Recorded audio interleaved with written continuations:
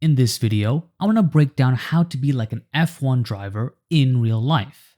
Before I begin, if you enjoyed this type of content, make sure to like and subscribe.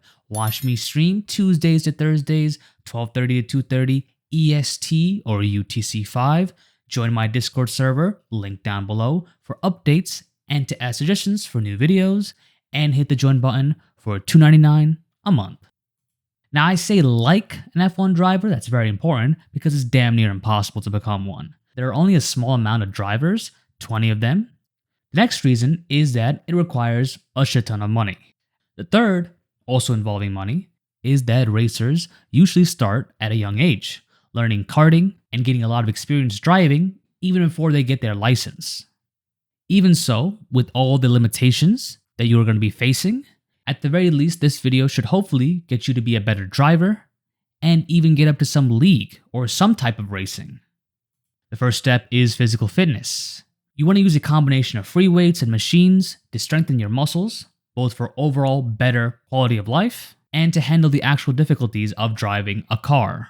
For example, some exercises to really focus on would include a strong lower body, as an F1 car's brake load averages at around 260 pounds, but can go up much higher depending on the turn.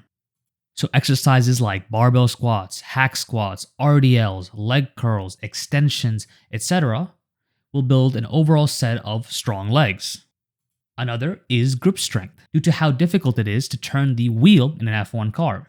The steering forces can reach up to 50 plus pounds during the heaviest corners, and so exercises like deadlifts, dead hangs, pull-ups, rows, and more will not only work the grip, but also work the bicep, back, and give you ability to twist the wheel.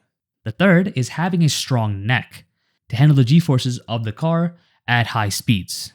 Some of the back exercises will work the area around the neck, but for direct training, you can do isometric neck holds in all directions with a resistance band.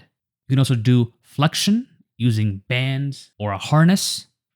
Next is cardio, which is also quite important, as racing for multiple laps is quite tiring. Along with that, F1 cars have an open cockpit, so you're exposed to the environment that you're driving in, plus the engine itself radiates a lot of heat, and there's no fucking AC. Plus, the F1 suit and helmet is pretty much sealed, heating you up even more. As such, drivers can lose up to 2 to 4 kilograms of fluid during a race. Pretty much any form of cardio should suffice, with many F1 drivers having a variety of different ones that they like to do. But you may want to focus on more of an endurance type of cardio, as it could be long periods of laps, such as running, swimming, cycling, paddle. One thing to consider while doing all this is that your weight should not really increase, and even, if possible, to lose some weight, as generally, being lighter allows for less weight in the car while driving. Being super light isn't really necessary anymore, but it gives you a little bit of leeway in terms of how to place the ballasts, which are kind of weights, around the car if you're lighter. This is because there's a minimum weight that the driver has to be, and if you're below that, they'll add more personal ballast. But they can now spread this around if you are lighter, making the car better in corners or better for downforce, etc. There also seems to be a similar case of being lighter for other types of racing as well. Now let's get into some racing specifics. The first step would be to get a sim rig. That means a wheel, pedals, a stick shift, and even a stand. Along with that, a couple of sim racing games like Assetto Corsa Competizione, rFactor 2, iRacing. You can get most of these games for pretty cheap on other sites, and you can also get custom mods of tracks and vehicles for a variety from different sites and or from Patreon for a small fee. From this setup, some skills that you can get that'll transfer over to racing in real life includes wheel-to-wheel racing, which just means that you're driving with other people even though it's virtual, allowing you to better read a driver's intentions, along with just knowing when to attack or when to hold back, etc. You'll also just be a better driver with things like brake control, throttle control, correcting oversteer and understeer, and it'll teach you how to drive both stick and shifters.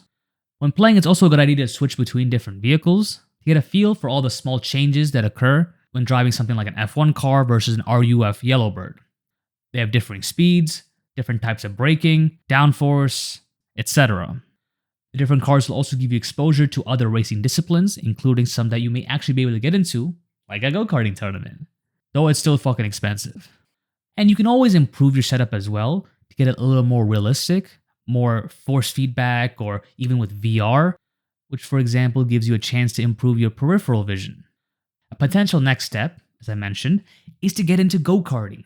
This is the fundamentals of racing, and pretty much all the top racers started with go-karting, but it's super expensive to get into.